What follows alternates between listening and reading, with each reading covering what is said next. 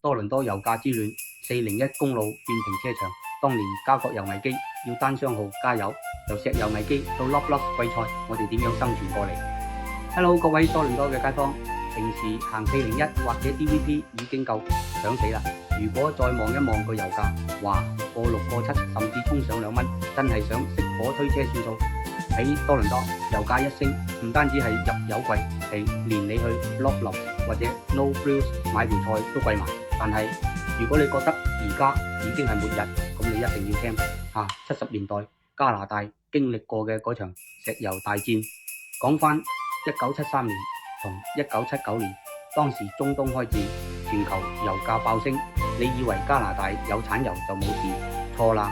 當時加東即係我哋多倫多呢邊，主要係靠入口油，結果全城陷入混亂。當時多倫多啲油站唔係你想入就有，最誇張嗰陣你要跟單雙號，你車牌最後一個字係單數，就逢135入，雙數就246入。如果你記錯日子去排隊，唔好意思，個阿叔會叫你轉身走人。日本與泰國嘅神操作，多倫多嘅啟示。嗰陣時，大洋彼岸嘅日本同泰國都玩緊極限生存。喺日本，佢哋發現油價貴，即刻將啲大食嘅舊車攞去填海，全力研發超慳油嘅廢車。結果呢，而家喺多倫多街頭隨處可見嘅 Honda 同 Toyota， 其實就係當年石油危機贏返嚟嘅江山。而泰國呢，佢哋就仲癲，油貴就改用氣。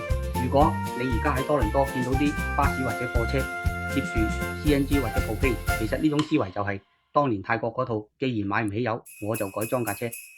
多倫多嘅油價後遺症，石油危機對多倫多影響深遠。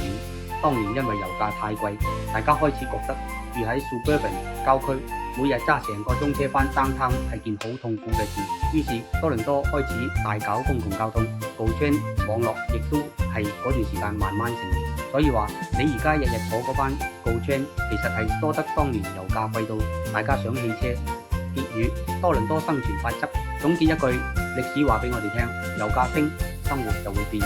雖然我哋而家唔使再玩單雙號入油，但面對通脹，我哋多倫多人都有自己嘅求生術。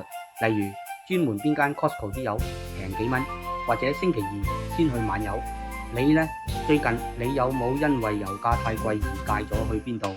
定係你已經準備換架 Tesla 嚟抗衡？留言話俾我聽，記得訂閱我，帶你睇更多多倫多嘅冷知識。我哋係非常一般707，下集見。Stay warm and drive safe。